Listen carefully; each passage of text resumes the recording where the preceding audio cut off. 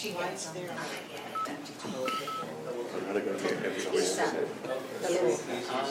holding Ron's microphone or speaker or something. Okay, it's officially 8:30 or close to it. My name's Ron, I'm an alcoholic.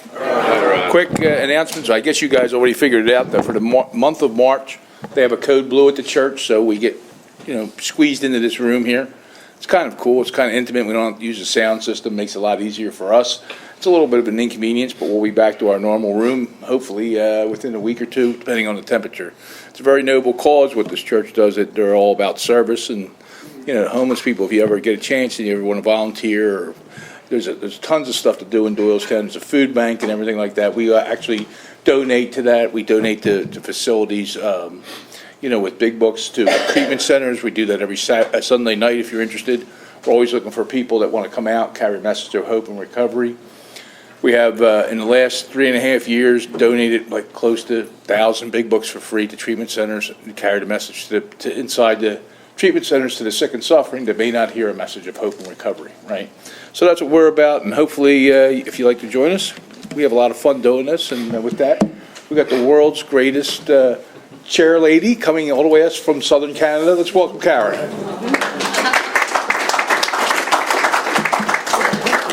Good evening, y'all. My name is Kara, and I'm a grateful recovering alcoholic. Hi, Kara. This is a 1-hour speaker meeting that meets every Saturday evening at St. Paul's Lutheran Church, 301 North Main Street, Doylestown, Pennsylvania. Food and fellowship starts at 8 p.m. and the speaker at 8:30 p.m.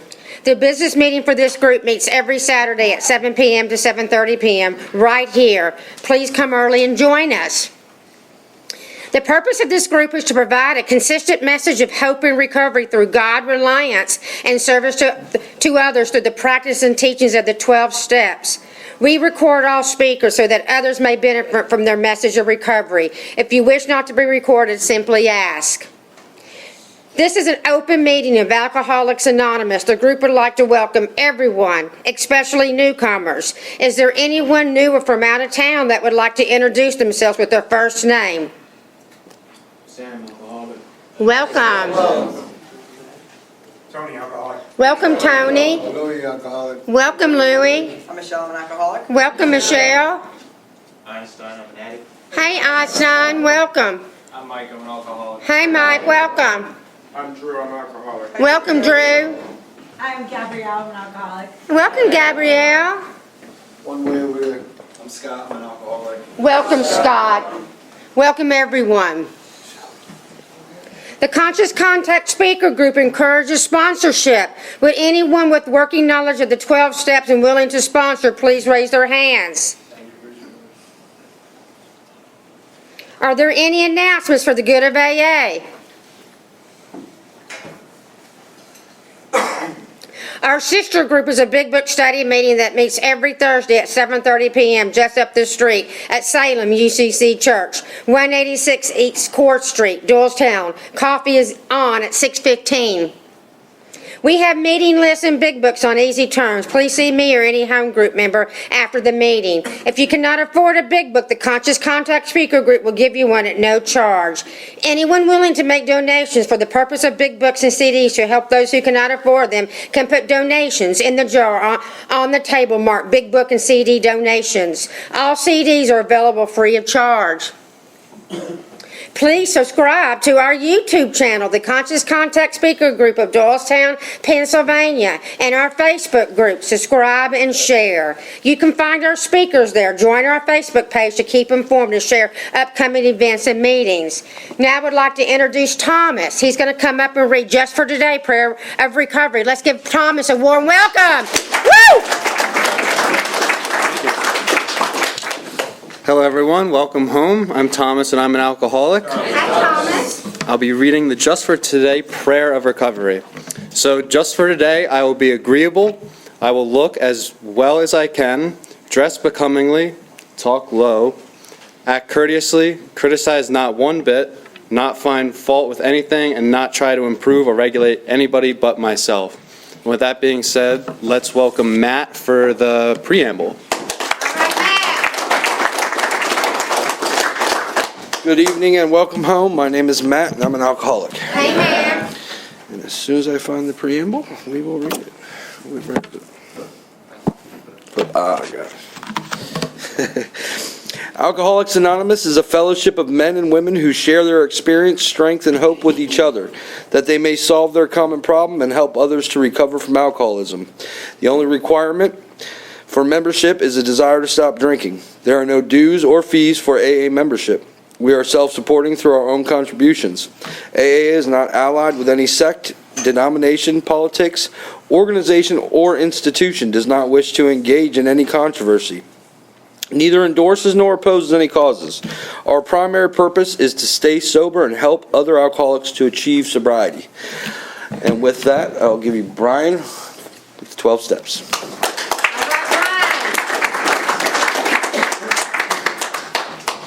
Good evening, ladies and gentlemen. My name is Brian and I'm an alcoholic. And these are the 12 steps of recovery. Step 1, we admitted we were powerless over alcohol, that our lives had become unmanageable. 2, came to believe that a power greater than ourselves could restore us to sanity. 3, made a decision to turn our will and our lives over to the care of God as we understood Him. 4, made a searching and fearless moral inventory of ourselves. 5, admitted to God, to ourselves, and to another human being the exact nature of our wrongs. 6, we're entirely ready to have God remove all these defects of character. 7, humbly ask Him to remove our shortcomings. 8, made a list of all persons we had harmed and became willing to make amends to them all. 9, made direct amends to such people wherever possible, except when to do so would injure them or others. 10, continued to take personal inventory, and when we were wrong, promptly admitted it. 11, sought through prayer and meditation to improve our conscious contact with God as we understood Him, praying only for knowledge of His will for us and the power to carry that out. And 12, having had a spiritual awakening as a result of these steps, we tried to carry this message to alcoholics and to practice these principles in all of our affairs. With that, I'm going to bring Kara back up here. She's going to introduce our speaker for tonight.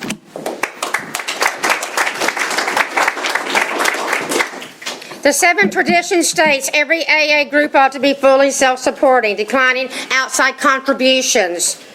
At this time, I would like to pass the basket. We have no dues or fees, but we have expenses. This group provides many services. Your donations cover food, rent, big book CDs, events, and workshops, etc. There is absolutely no smoking on church property. Please take a moment to silence all cell phones and limit movement during the meeting to avoid distractions. Now, I'd like to introduce the speaker as a good friend of the Conscious Contact Speaker Group. Let's give Liz H. She came from the Fishington group in Philly. Let's give her a warm welcome.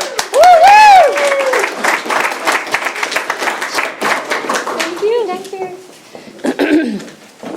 Okay. Hi, everybody. I'm Liz. I'm an alcoholic. Hi, Liz. Thanks, Ron, for asking me. I don't know how you knew that I had a night off and a babysitter in play, but yes, I do know exactly how. I'm meant to be here. But I'm a real alcoholic. Yeah, I fell asleep mid-afternoon, woke up a little late, and I have a 12-year-old daughter, and she's a real good fake sick, you know. It's hard to call it. She pulled that on Monday, you know, I don't feel good, I don't want to go to work, and it's like, I'm such a crazy alcoholic. As soon as I open my eyes, I'm like, crap, I gotta get ready, I gotta go to Doylestown. There's like half of my brain that is trying to fake sick to the other half. So you're not feeling good, you're tired, you should go back to bed, you know. But thank God for this program, because I'm on to me. I know to ignore that, and I also know that the only thing that I have to do is show up. The only thing I'm really bringing to the table is my willingness, and God's going to do the rest, you know. One of my favorite spiritual teachers, he talks about, you know, he spent a few years in a monastery, and he is talking to his spiritual director, like how he wants to write a book and tell the world, you know, how he found God and how that really changed everything for him, and he wants to communicate that to everybody on the outside, you know. And his spiritual director, who happened to be Thomas Merton, laughed at him and was like, dude, you can't do that, you know. You cannot communicate this. It communicates itself through you if you believe what you're saying. And that rings so true for me, you know. I'm a BS artist, I'm a wordy person, and a few years ago, I thought I have to come here and I have to deliver, I have to craft this great speech and prove to you guys that this program works, but that's just my ego. That's not how it works. I show up, I am crazy. I am, thank God, a sober alcoholic through the grace of God and the 12 steps and continued service and a willingness to say yes when I'm asked to do things I don't feel like doing. And in obedience to that, that's where the magic happens, So I'm here, and I'm so grateful to be here. So grateful to be here. I think the fact that I'm an alcoholic is the best thing about me today. And I definitely did not think that 8 years ago, when I went to rehab. And the proof of that is this. My daughter was 3 years old when I went to rehab. And I was scared to death. I really, really was. To admit, to concede to my innermost self, to get with the program and just be an alcoholic and be a sober alcoholic. I thought that being sober for the rest of my life was the end of fun. And it was just, it did not appeal to me at all. And today, my daughter, right, she's 12. She had to do a project and list 3 potential career paths that she would take and have to write a paragraph about each one. And I'll never forget, we're driving down the parkway and I'm asking her, like, what are 3 things you want to do? And she's like, well, Mom, I don't know, but I know that I want to be just like you when I grow up. I want to be an alcoholic. And I was just like, oh God, my heart sank. And I looked over at her and she's dead serious. And it occurred to me that my daughter's definition of an alcoholic came from you guys. She believes that an alcoholic is a person that prioritizes helping people, that prays randomly throughout the day and calls people and says, pray with me, that thinks about other people, is concerned about their welfare. And that's her definition of an alcoholic. And you guys gave that to her. I didn't really know, She doesn't know what the ugly side of this looks like.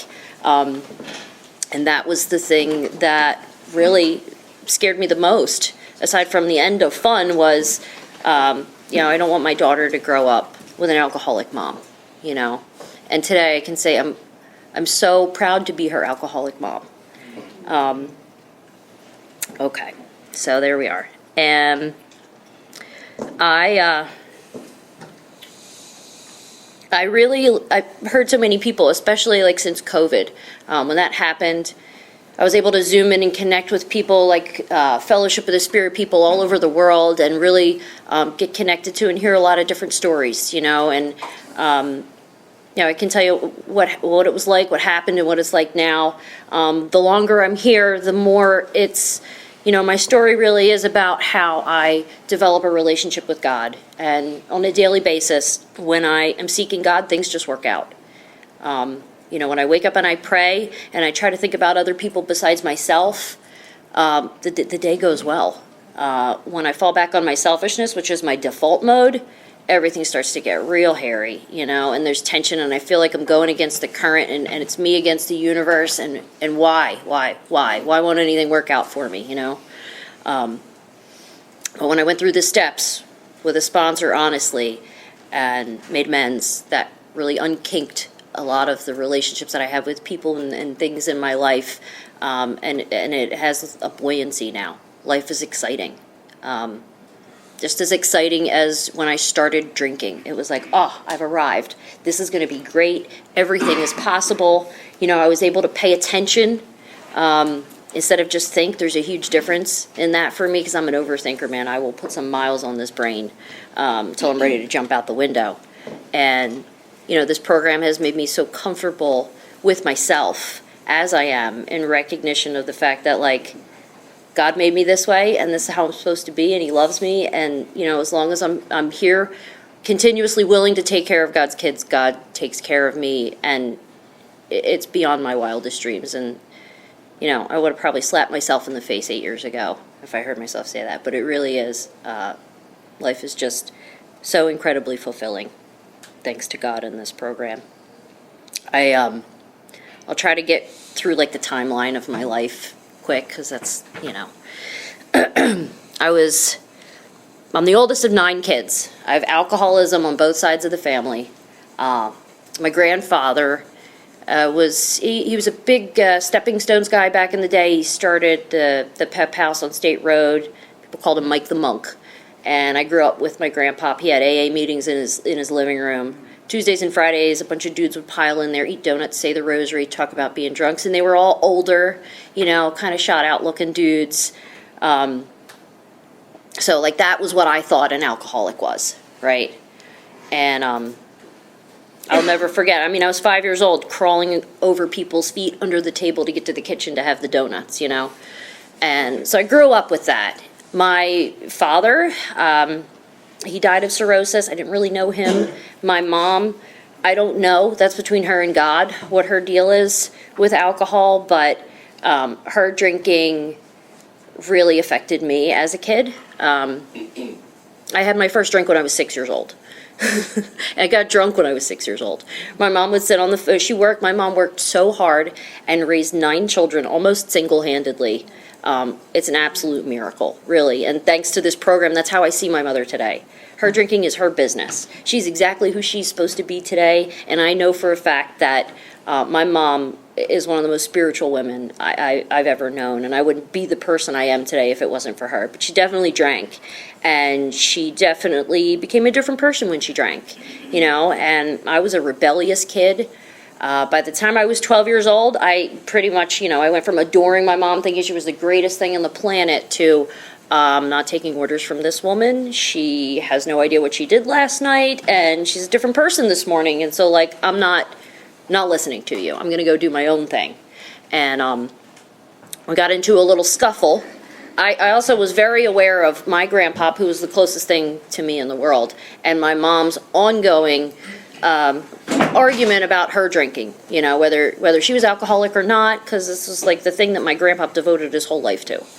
And so I used that. As a 16-year-old kid, I knew that if I complained to my grandpa and, exaggerated, because my mom's drinking really, by the time I was a teenager, I liked it. I feel like it didn't really bother me. I wasn't, I figured when she's misbehaving, that gives me a pass to do whatever. I got away with murder when my mom was drinking, you know what I mean? But I was, very rebellious. So got into a little bit of an argument with my mom, called my grandpa, and I was like, I can't live here anymore, Grandpa. She's driving me nuts, And he's like, well, there, Liz, I totally understand. So I moved to Ireland. I lived with my cousins in County Mayo. I finished high school there, and I just learned how to drink, Started out on the weekends. By the time I got back after Christmas, it was Monday, Tuesday, Wednesday, as well. So I kind of got, I just wanted to do my own thing. I didn't want anybody to tell me what to do. I didn't trust anybody on the planet outside of myself, and I just went off, and decided to live my life and do the things I wanted to do. So I drank my face off in Ireland. By the time I got done and I came home, I fancied myself as a sophisticated, world-traveled grown-up who should be able to go into a bar and have a drink, and I wasn't. And I wasn't really conscious of it at the time, but I was only in Philly for about 3 months before I realized, I really miss my Aunt Liz. She lives in a place where the drinking age is 18. She's a scuba instructor in the Cayman Islands, so I went down to visit her and I stayed there for a year because, I'm a budding alcoholic. I have no goals. I have no dreams. My main goal, my life up until that point was to get away from the people who were telling me what to do and what not to do, and so I did that in a big way. I spent a year in the Cayman Islands, bartended, and worked on dive boats. We were scuba people. And as long as I did, worked hard, I scuba, and we kite surfed, and we did all this interesting stuff, that whole work hard, play hard thing. I didn't think that I was, a brown bag alcoholic that didn't have a place to live. I was just having a good time. And that's what you're supposed to do when you're young, go out and party. And as long as I wake up and go to work and I'm paying for my own drinks, nobody can tell me crap, right? So I meet a guy, of course, in the Cayman Islands who is a chef and a DJ from South Africa. And he was 10 years older than me and 10 years further down the road in this disease. I did not know that at the time, I just figured I was 19 years old. This guy said he was in love with me, and I just, without even questioning it, I was like, oh, that was quick. I thought that was going to happen later in life, but I guess, I guess I love you too, because that's what you're supposed to say, right? I had no idea what I was doing. So we came back to Philly, and we got married in the Delaware County Courthouse because we had to, to live and work in the same country. South Africans were blacklisted from the States then, and so we did that, and after a couple of months here in Philly, I was working 3 jobs. We were trying to get him a green card. He was bored out of his mind. I remember I was like, well, here, I'll give you, my debit card, and you can take care of the bills and do the grocery shopping and furnish the apartment and all this stuff, and I'll work, until you can work too. And I came home from work that night, and he was sitting Indian style in front of a new TV playing a PlayStation he had just bought with a giant bag of pot and an authentic Indiana Jones hat. I don't know where he got it, but that was my much more mature husband's idea of taking care of things, while I'm out working. So Philly wasn't hitting for us, right? We're spoiled little beach bum babies, and too much paperwork with immigration. So he goes over, and his family were very wealthy. They didn't know that we had gotten married. We kind of did that, under cover. And he went to his brother's wedding in South Africa and got drunk at the rehearsal dinner and told everybody, I married an American girl. And they were like, oh my God, get her over here. So you don't need to tell me twice, He called me, he told me this. I went next door, knocked on my neighbor's door. I was like, I just furnished this place, come and get it.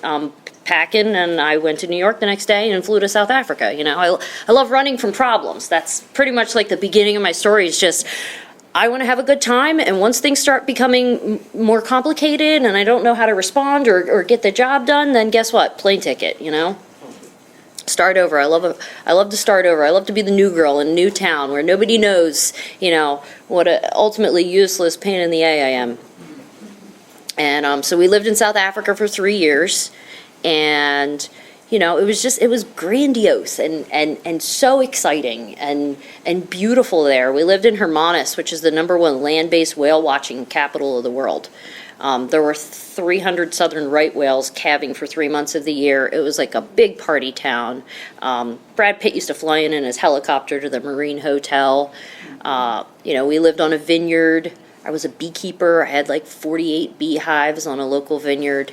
I started a private tailoring business and did upholstery work for all the local restaurants and stuff. I was just you can't, I thought I could do anything. I really did. And God bless my mom, she raised me that way. We really figured out how to do a lot of things DIY, whether it was roofing, electrical work, or refinishing hardwood floors. Me and my mom did all that together, so I was out in the world. If somebody can do it, so can I, was my attitude, you know what I mean? And that got me pretty far. But things didn't work out with the husband. I suspected he was bipolar. I started, trying to figure out what was wrong. And of course it was all him. It had nothing to do with me. I have a history of standing in the shadow of a man whose disease is way more glaringly obvious than mine. So that I'm the one who's holding us together. You're lucky to have me here making sure that we're okay. And by comparison, I don't have to look at myself at all because you're a fall down drunk, And I ended up in a lot of really dangerous situations in South Africa with him, drunk, looking for other things in places that we shouldn't have been. I remember they called it the location, right? It's where all the little shanty towns are. It's where all the Africans live, and they would single file walk into the town every day and go work as maids or whatever for a fraction of the pay that a white person would make. It was like a huge culture shock being there, but I remember stilettos and a cocktail dress, 3 o'clock in the morning in this shanty town. There's guys everywhere with guns on their hip, and we're looking to continue the party, And there's a part of me that's this isn't safe, but there's this bigger part of me which pretends that I'm okay and pretends that it's somebody else's fault, that I'm just along for the ride, I really blamed everything on everything around me. And one night me and him got into a little bit of an argument that that got physical, and I ended up with a split open head and had to go get stitches in a third world country at 3 o'clock in the morning. Not a good idea. I ended up coming back to Philly. You know, I left him there. That was the end of that relationship. I came home to Philly with no hopes, no dreams, no goals. College, I didn't even understand, like, why would I even bother? I have no idea. I don't want to do anything. I still just want to do whatever I feel like doing and have a good time. And, you know, a lot of my friends went to college and they were like, well, you know, you're drinking, but we drink a lot and you missed out on those college years, so there's nothing wrong here. You're just doing it solo, you know? And I believed that. I believed that for years because I could bounce 4 feet off the ground, you know? And I might get drunk and be a total sloppy mess and a liability and do something insane, but I will wake up the next day and make you a wedding dress that fits perfectly, and you think I'm amazing, right? And so do I. I think I am. I know now today that, like, alcoholism annihilated everything that God had given me. I have no organic virtue or talent. It all comes through me from a higher power. Because on my own, I've experienced what an absolute waste I am. You know, I can't do anything. But when I do what I'm supposed to, and now I know what it is to be an alcoholic and what I have to do to treat that, God rolls with me on a daily basis, and the things that I get to do today are amazing. They really are. Like, I get to paint murals in one of my home groups in South Philly. They asked me to paint a mural on the back wall, and it's such an honor, you know what I mean? Like, wow, you're gonna let me paint the walls of this church? And like, God gives me the ability to do that. On my own, I have nothing, absolutely nothing. Everything is a gift. So anyway, I come back to Philly. I'm 23 years old. The only thing that I want to do is continue having fun. I don't want anybody telling me what to do. I don't want to hear your opinions about the way I've been living my life, marrying foreigners, skipping from country to country. I got nothing to show for myself. I come home. It happens to be my birthday, so that turns into a birthday week, a party at Ortlieb's, a party at Helium, a party all over town. And I just found a job as a bartender. And I spent the next 5 years bartending, losing jobs, making new friends, you know, new friend group. Every year, pretty much, you know. I would start real strong. Everybody would think I was wonderful. Maybe I'm managing a restaurant down there. But within 6 months, it's like, why has your car not moved in 2 weeks? Because you're too drunk to drive anywhere. Like, you got to get this car out of the parking lot. You're the manager of this restaurant, right? But I don't see any of this. I really don't. I'm such an egomaniac that I think since I can pull it off, leave me alone, right? Just leave me alone. Don't say boo to me. I'll do a good job, and I always managed to do a good job in the beginning before the wheels started to fall off. And then when they told me that that wasn't acceptable, I, you know, basically told myself they're unreasonable, a-holes, I'm moving on, and I would just start on a fresh page, you know what I mean? I ended up getting a DUI. You know, over the years, I lost my apartment. I was with this guy, you know, honestly, because he was a bartender or a beverage manager somewhere, and we went and partied all the time, and I needed a place to live, and I didn't want to live with my mom. That's why we were together. Like, that's the truth. I can see that now, you know, but this is not the kind of guy that I would go be like, hey, let's live happily ever after. I'm going to move in. I'll cook you dinner, you know. So it was, I just fell from place to place, you know, and I remember I told you my dad, he was from Iran. He was the black sheep of the family, alcoholic. I'll never forget the day that I found out he died. I had just gotten out of jail for a DUI. I was on my way, I was on the L, on my way down to a champagne tasting in Morimoto. Because I had to for work, right? BS. And then I was on my phone, and it says Mohammed Sabati, and he died, and I'm probably still half drunk already from the night before. I remember calling my mom and be like, Mom, when were you going to tell me and my dad died? Like, I gotta get on a plane and go to the funeral. And she's like, honey, he died 9 months ago. I did tell you. And I was like, first of all, did not believe her. I was like, there she goes again, trying to pretend that I'm such a drunk, I can't remember important things in my life, like my father's death. How dare she? And at that point, I remember making the conscious decision that, like, I am not even going to try to pretend to have things together. I am just going to let the wheels fall off, and I'm going to enjoy this summer, and I'm going to party, and I'm going to live like a dude, and I don't give an F, right? At the same time, I was like, I didn't know my dad, so the fact that he died really didn't bother me at all. Do you know what I mean? And I was using that as an excuse to, like, give my whole family the middle finger. Like, how dare you? I deserve to drink, and I deserve to drink as much as I want because you people don't have enough respect for me to tell me when my father is dead so that I can go, to the funeral. It was all made up stuff. None of this meant anything to me, But that's what I told myself, and that's what I did. I went on like a 3-month tear, and I can't tell you what happened in those 3 months. I have some vague memories, you know what I mean? It was just, I stopped pretending to care, which is what I had been doing for a while. And I met another guy, he was the guy who I knocked on his door at 2:30 in the morning when the bar was closed. Not the guy I wanted to hang out with all night, but when the bar was closed, I knew he had booze, and I would just walk down the street and be like, hey, Jim, you want to hang out? Poor guy, right? Don't worry, I end up falling in love with him and having his child. And I don't know, man, he grew up in Fairmount, so much addiction on both sides of his family. Nobody ever made it to AA.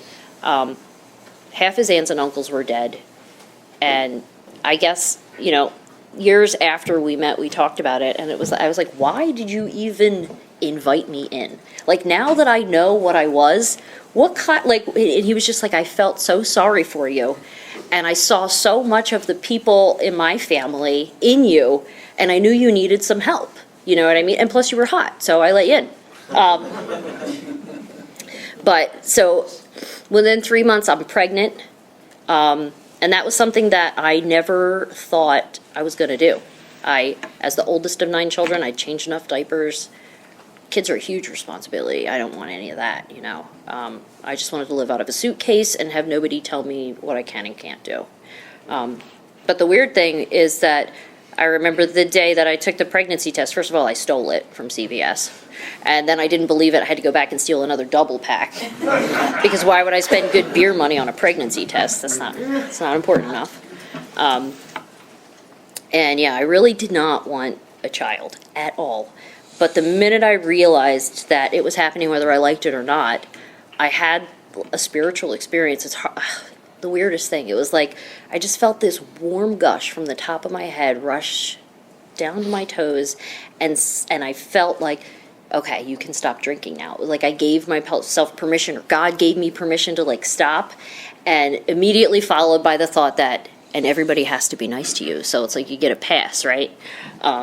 And so I did. I immediately stopped drinking. I didn't drink again, the pregnancy, and then I nursed my daughter for about 9 months, and I didn't drink during that. I did smoke a little bit of pot because I was nauseous, or I'm an alcoholic, either one. Morning sickness was a BI, and I know how to solve things, right?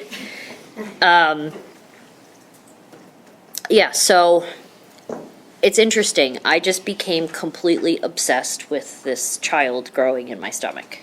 And I immediately started going to church. And I remember I had a friend who's a neurologist, and he said, when your baby is in your womb, they dream with your memories because they haven't created their own yet. And that scared the living daylights out of me. And my grandpa, throughout the course of my life, had always been taking me to church, giving me spiritual literature.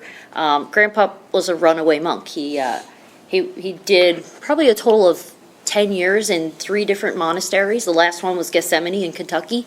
And he didn't know he was an alcoholic either. He was ripping his hair out. In the last monastery that he left, it took him 10 years to get sober, but then he dedicated his life to AA.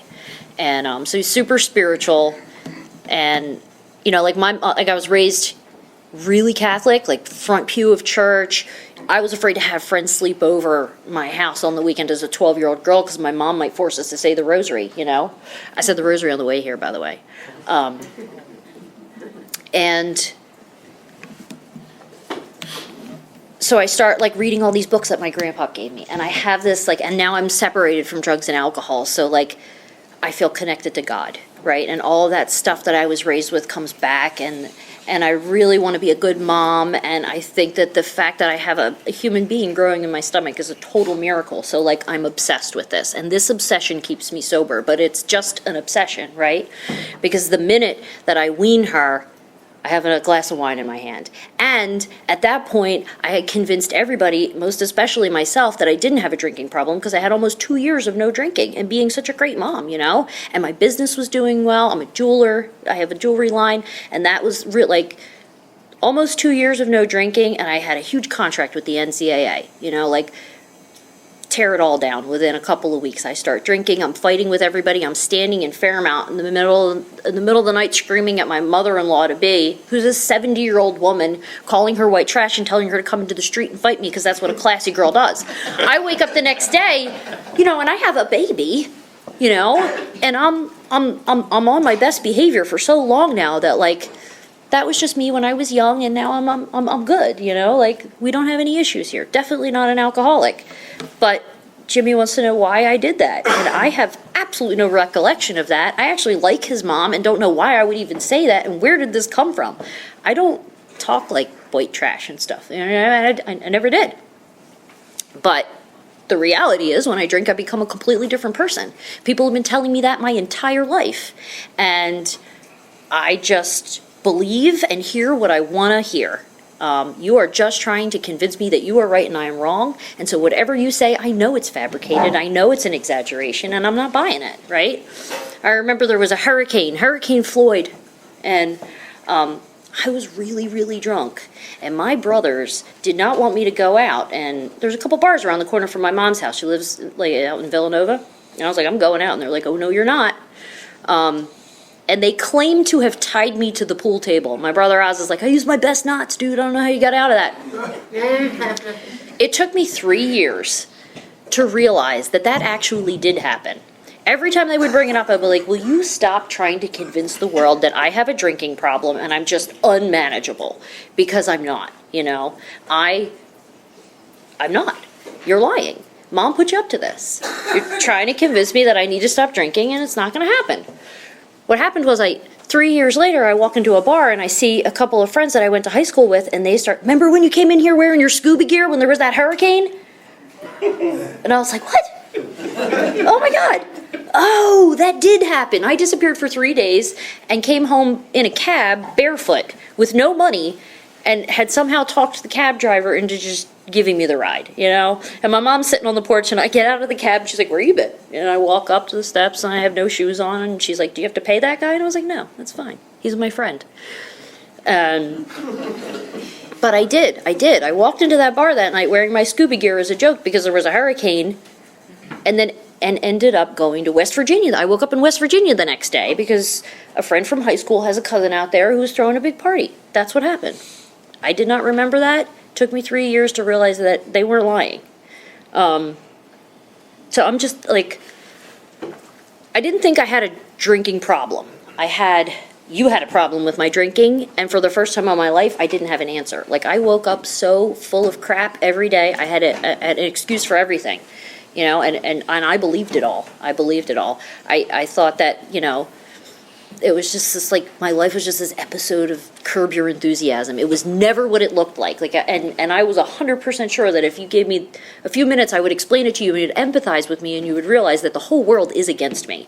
And none of this, whether it's handcuffs or whatever it is, has anything to do with the fact that I was drinking. I just happened to be drinking while these other insane things are happening to me, right? And when people told me that I had a drinking problem, it made me so angry because my problem felt so much bigger than that. I thought I was some kind of enigma, right? That the drinking, that was just one little piece of it, you guys. Like, I don't know what's wrong with me, but, you know, it's big. It's bigger than drinking, and how dare you minimize it to just booze.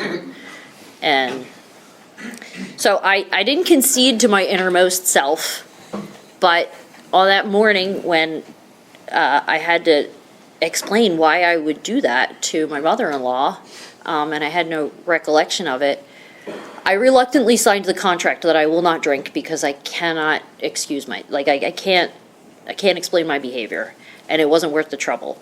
So I will not drink anymore, and I stopped drinking.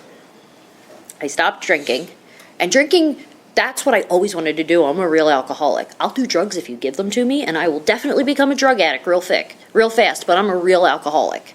But you take alcohol away from me, and I'll do whatever I have to do to keep a cork in my soul, you know. I did other things, you know, and I thought when that was happening, it took about 8 months before, again, I didn't concede to my innermost self anything or admit that I had any kind of problem. I admitted that I wanted to go to rehab, but just as like an ejector button for my life, because there wasn't like a square inch of space for me to move, and I didn't have any answers, and I was just fed up.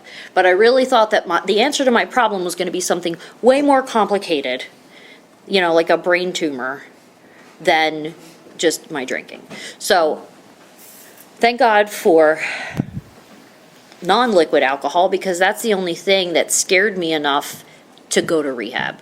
And when I went to rehab, I really just thought, like, give me a little bit of space and elbow room and I will figure this out like I figure everything out. But I definitely wasn't expecting, you know, to arrive at a point where I'm like, oh my God, I'm an alcoholic. I have an alcoholic mind. I've been an alcoholic since I was a small child, well, since before I was born, really. Like, this has been, every time somebody asked me, Liz, why the hell did you do that? And I didn't know, it was because I'm an alcoholic. There it is, right? I remember reading the big book in rehab and like looking up in the corner thinking, like, am I being punked? Is God punking me this whole thing? Like, my entire life has come to this point so God can be like, ha-ha, you know? It's just crazy. But when I was in rehab and I conceded to my innermost self that I was an alcoholic, and that really was the answer to the riddle of my life, I never looked back. I've never questioned that. I know I'm an alcoholic. I haven't stayed completely sober since that day. But I was not able to delude myself into denying that I'm an alcoholic. Like, I'm an alcoholic, no matter what. So thank God for that. And it scared me to the point where, first of all, I demanded a Catholic priest. Because I'm like, just freaking nuts, right? I'm in the rehab, and I understand now I'm an alcoholic. I need to do the program. I want to reconnect with all this stuff that my grandpa had given me throughout my life that I just, you know, didn't have any time or attention for. And like, this is the deal. And God is real. And like, get with it and do whatever you have to do so that you can be a good mom and you know, live happily ever after, or as painlessly as possible. And so they did. They brought me a Catholic priest, and I sat there and I told him everything that I had ever done wrong, and I didn't know at the time that I was doing a fifth step. I had no idea. But, you know, I'm a critical pain in my own ass. And so when I was in that rehab, you know, once the lights came on and I realized, oh my God, I'm an alcoholic, I need to treat this, I looked around and none of the texts were sufficient or knowledgeable enough. Like, I was trying to listen to what they were saying, and I was like, they don't know enough. Like, they're not going to be able to help me. This rehab is not going to be able to help me. I'm going to have to get the help I need. I remember going in and sitting down in my counselor's office and asking him, like, has he made any progress with finding me a recovery house in Philadelphia? And he was like, yeah, you know, I gotta make it. And I was like, can I use your phone? I'll do it myself. You know, just let me get out of your desk. I'll go online. I'll figure this out. I'm tired of waiting for you to give me answers. And he looked at me and he was like, you know, you're different. And I was like, first of all, I know that. I am different, because I thought I was. And I also know you're not supposed to say that. You're definitely not supposed to say that to me. And I was like, these people don't know jack about anything. I'm going to have to figure this out myself, right? But at that point, like, I felt like I felt a huge sense of relief because I had done that fifth step without realizing it. And I believed, and I think the power of belief is huge. I really genuinely believed that, like, me and God, we were square, and that I was going to be God's helper. You know, I was going to come to Philly. I was going to be an AA superstar. You know what I mean? And this is what I was born to do. And I finally made it. But I'm just really egomania and untreated alcoholism. So I tell Jimmy that I'm not coming home. You know. Because I'm really, like, for the first time in my life, I'm scared of myself. And I know that, like, if I don't go to a recovery house and devote my entire 24 hours every day to figuring out what it is that I have to do to treat this alcoholism, I'm going to just snap right back into the roles that I play. I'm the mom, I'm, the business owner, I'm your wife, I'm like, I will get busy with that, and then that is what I use to justify, well, I need a drink at night, you know what I mean? Like, I'm not going to work this hard and not be able to put my feet up and have a drink at the end of the day. So Jimmy wasn't happy about that. He was like, what do you mean you're going to go live in a house with a bunch of strangers who are mostly heroin addicts? Instead of come home to your 3-year-old daughter who misses you and hasn't been separated from you since the day she was born. So that was really, really rough. And we fought a lot because I went to a recovery house and I stayed for 9 months. And they really did not understand it. But like I knew, and I tried to tell them, like, if I don't do this now, she's going to, like, I don't want her to ever have to experience me as a drunk alcoholic. And she's young enough now that we're okay. But if I don't do this and get this right, she'll be 5, 10, who knows how old she'll be. And she'll have to witness this, So I did. I went to the recovery house. I went to 3 meetings every day. I walked all over Philadelphia. I went to every meeting that I could. I didn't do steps, I didn't understand how the program worked. And somehow I managed to do chair meetings, and spout, spiritual convictions galore. And like I said, I'm a BS artist, so I sound really good when I haven't done a single step and I'm chairing meetings and people are patting me on the back and asking me to speak at meetings and I have no step experience.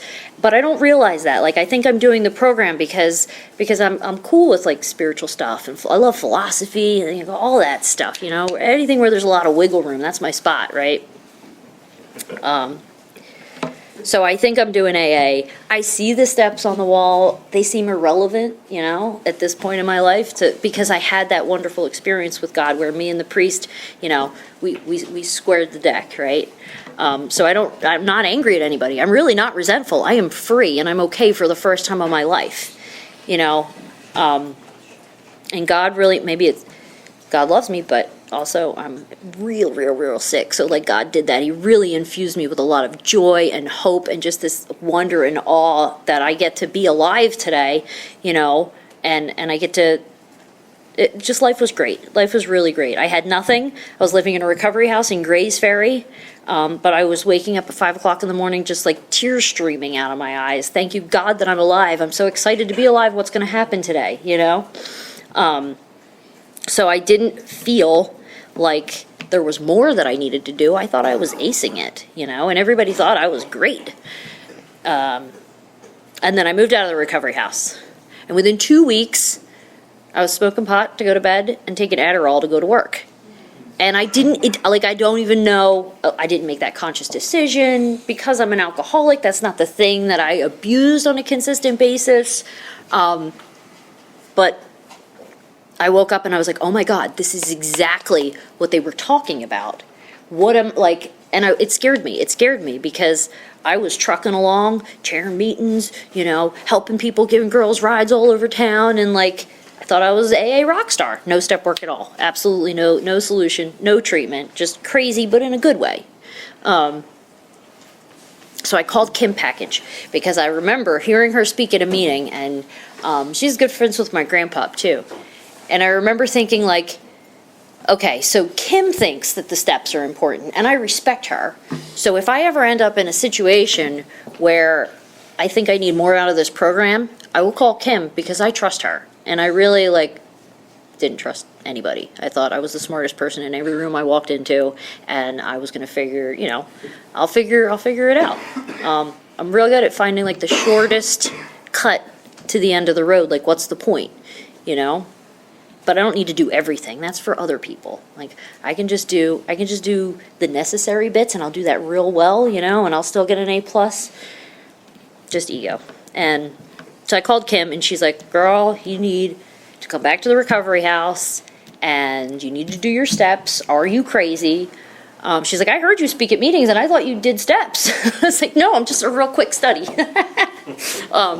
So she gave me a phone number of a woman that I had never met, And she told me, come back to the recovery house, call this woman, and do whatever she tells you to do. And thank God I had enough respect for Kim that I did that. And I called this woman, her name was Aubrey, and I went to her house and we started reading out of the book. And like, Aubrey would sit there and listen to me talk and say almost nothing until I was done talking, you know, which really drove me nuts because, like, are you picking up what I'm putting down? I can't, you know, I'm real good at playing off of people and seeing how they're reacting to me, and she was just like, none of that.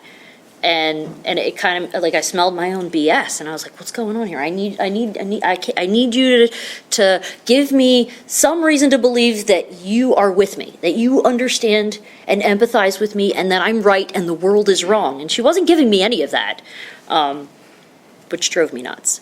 But, so we get to, you know, and I would rail on about, you know, my mom or Jimmy or whatever, and she would open the big book and be like, well, let's see what the book has to say about it. And I'm like, did you hear anything I just said? That is irrelevant to what I'm talking about. You're not listening to me. And I'm like, God, I don't know how these steps in this book is supposed to do anything about my actual life, but I'm going to stick with it.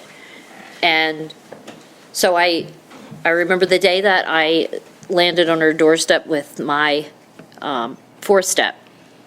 And it was 9 pages, guys. 9 pages of nonsense. I did not know that. I probably thought, like, I'm going to turn this into a bestseller, right? So I knock on her door. Her husband answers, Ante, and I had not seen Ante in person before this moment. And when he opens the door and I saw him, I realized that he was very sick. He had like a machine hooked up to his waist. He was gaunt and thin and just pale. And I was like, oh my God. Like, it didn't even occur to me to ask Aubrey any questions about her life or her family. She was the person that listened to me vent and then gave me what seemed like irrelevant directions. But I was sticking with it. And that was the moment that I saw for the first time what AA was about. You know, like, what am I missing?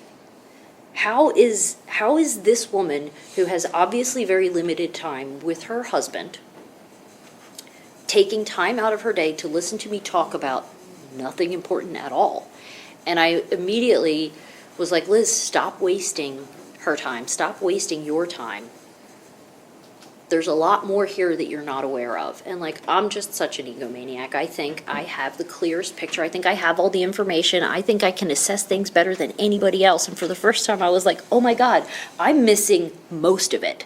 What is going on here? This woman has been sitting there holding space with me, not correcting me, not telling me I don't have enough time for this, or you're ridiculous, or you're selfish. She didn't say any of that. She just waited for me to get to the bottom of my own BS. And in that moment, I realized, like, oh my God, I am so full of shit. And I had never seen that before. And it made me really want to be a member of this program and really want to do whatever it is that Aubrey did for me so that I could do that for another woman. Because nobody could have ever told me, I don't care if there is a pile of feces on my forehead. You can stand there and look me dead in the eye and say, there is feces on your, but if I don't want to believe that, I think you're crazy. There is no feces on my forehead. Like, that is just how I am. You know what I mean? And Aubrey very, very gently, without correcting me, just held space for me to be able to see that. And 90% of that fourth step just fell on the sidewalk. In that, like, I knew it was nonsense. I knew it was just BS. It was rationalizations, justifications, not important. I wanted to get to the point. And I wanted to be a member of Alcoholics Anonymous for the rest of my life and have something to contribute. And I realized that if I wanted to do that, then I had to do exactly what Aubrey said and realize that, like, it doesn't make sense to me. I don't understand it. I don't see the outcome, but I trust that it's going to get me there. And that was not something that I had ever, like, that kind of a thought never entered my life and entered my mind before that moment, ever, where it was like, I want what you have. I always thought I had something better than you. And so we continued with the steps, you know, and I got to make amends. And I became a real member of AA. and I started sponsoring women, and that was just like exponentially more wonderful. I learned so much more in doing that, and I learned really what the program is about, and like how my selfishness and just like, I'm addicted to my own way of thinking. I have my preferences, I have the things that I want, the people that I like, the meetings that I want to go to, all of the stuff that I love, which is all really me, my favorite things. And that, for me today, I have to actively turn away from that, because I believe that when I do that, it's a muscle, it's a spiritual muscle, unselfishness. You know what I mean? And when I do that, God comes in with like so much better. But I have to make space for that, right? I have to make space for that. And like the first time that I had this experience, I was driving down the parkway and I had just left a meeting, and I had given my number to a girl, like, oh, yeah, I'll help you, lip service, here's my phone number, give me a call, I'm the one, blah, blah, blah. And I was fighting with my daughter's father, and I'm driving down the parkway, and I'm angry, right? And I'm like a self-righteous pain in the ass. I'm like, ugh. And the phone rings, and it's the girl that I had just met at the meeting, and I'm like, I don't have time for that right now. I got like this big deal going on. I can't answer this phone call, right? So I go to not answer the phone call, but I accidentally answer the phone call. And so now I'm on the phone with this girl for like 15 minutes. She has a real problem, and she's honestly asking for advice. She's not just talking or looking for somebody to co-sign. She's got a problem. And so now I'm invested, and we're talking about it. And, I'm like, God, I hope I can be helpful to this girl, as I'm talking to her. And it ends up, yes, that happens. And I hang up the phone, and all of a sudden I feel good. And I remember that I did not feel good before I answered that phone. And I also can't remember what I was fighting with Jimmy about. And I saw it all in that moment. I was like, oh my God, it's just my obsession with myself and my thinking and my egomania, and it's not important. And like, how much of my life is this way? How much of my life have I been wasting, obsessing over my small little perspective on this world when everything else is out there, And like that is a recurring theme in my recovery. Like I feel I'm so sensitive now to it that like once I feel the illusion of control where I'm managing my life, and it could be with all good things, I go and I sit in the chapel every morning for 20 minutes and me and God ignore my thinking together. That is what my meditation looks like. Just doesn't really matter what's going on up there, because that's not the point. And I'm, sponsoring women and chairing meetings and doing all of this stuff. But if I'm managing that, right, it starts to feel tight.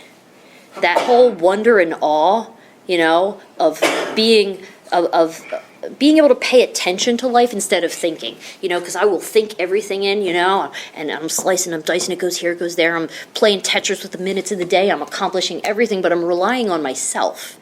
And it doesn't matter if I succeed. At the end of the day, I know that all came from me trying to rely on me to get the job done. And it does not feel at all like what life with God, with the humility that I'm always like praying for and asking for, that I can be aware of and be available to respond instead of react. I'm not in my head all the time. I'm more interested in what's going on out here than in here. And that is my favorite place to be. That's when I get to feel like a child of God. That's when I have a sense of humility where I really am just so enormously grateful, and I recognize everything in my life as a gift, and I don't deserve it. I don't deserve it at all. But when I start managing that, it feels differently. And like, nobody on the outside can see that, but I know. Because I know what it feels like to just have that heart-swelling gratitude of being of service and having a great day where you're able to help people and all of that. And just to know that the truthiest truth is it's all God through me. I bring nothing to the table but my willingness.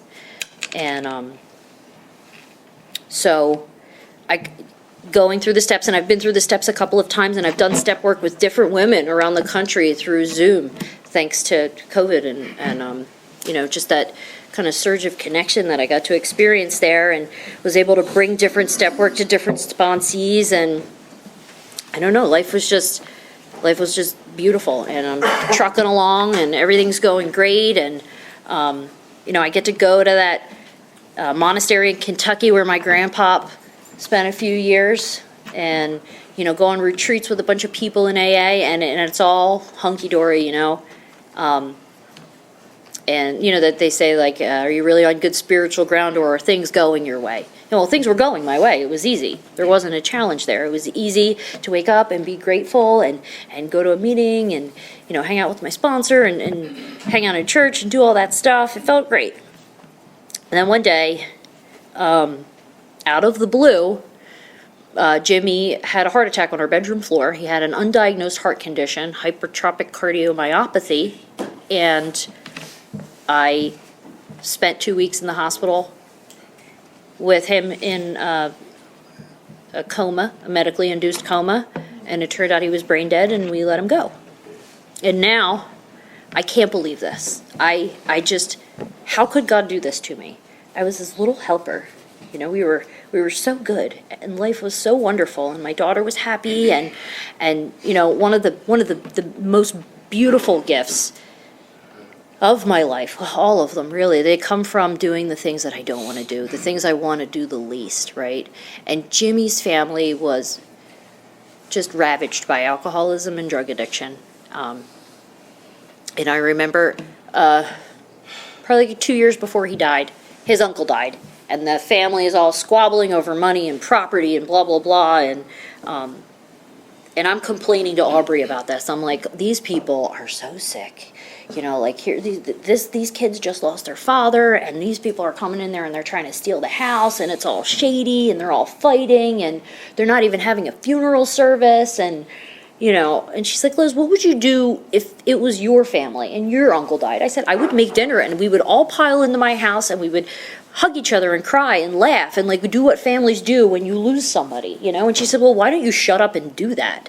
And I was like, that's definitely not going to happen. There's no way those people will ever sit down at the same table. There's definitely not happening in my house. Like, that's a laughable suggestion, Aubrey. You're funny. But then, of course, that's how I react to most things that don't make sense to me and I don't think are going to work.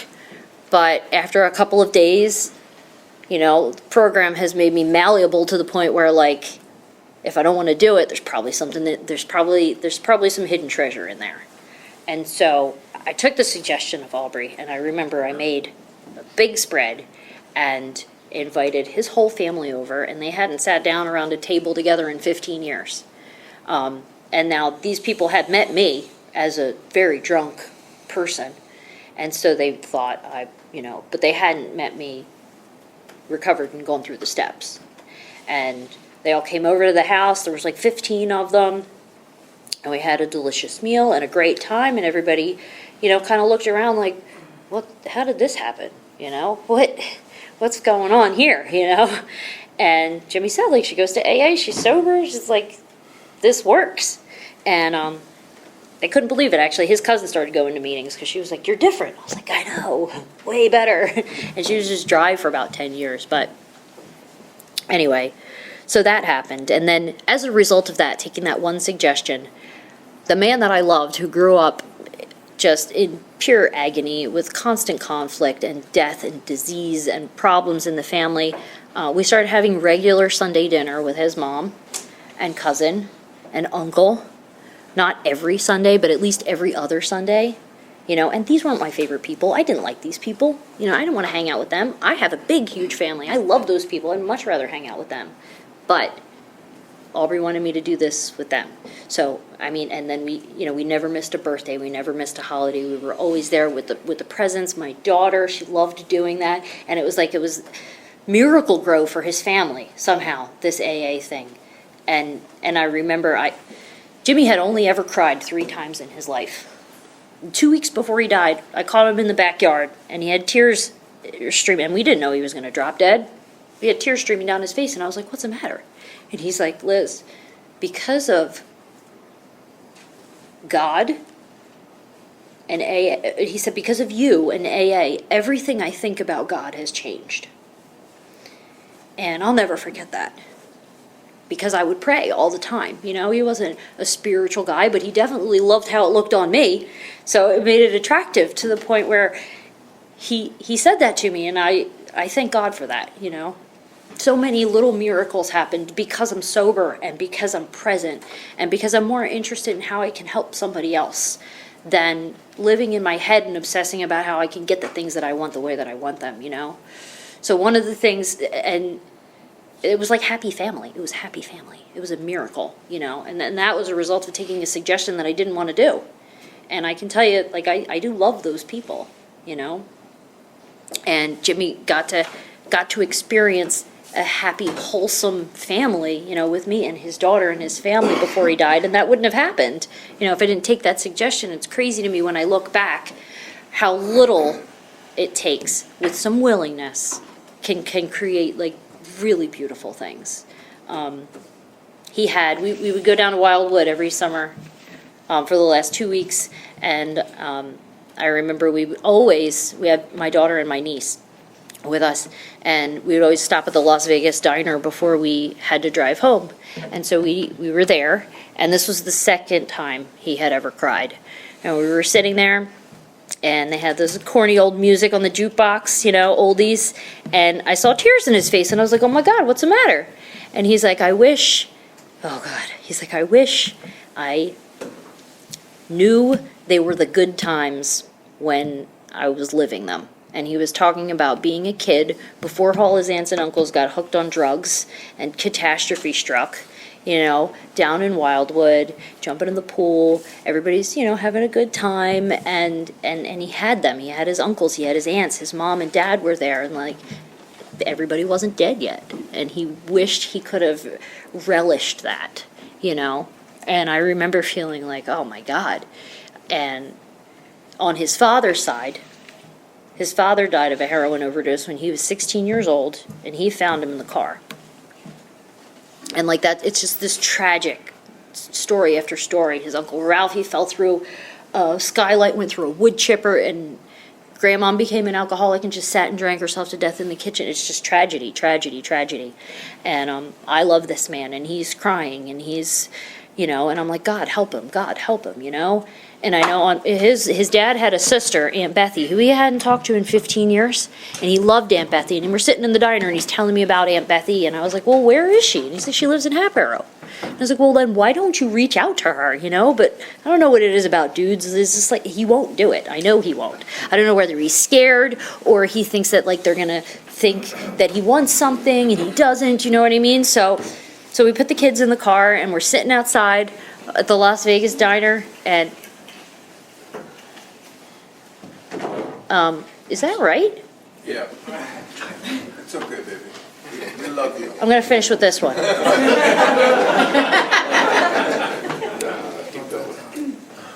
So we're sitting outside the Las Vegas diner, and I just remember wrapping my arms around him and quietly saying "in Our Father" in my head, and I was just like, God, do something, you know?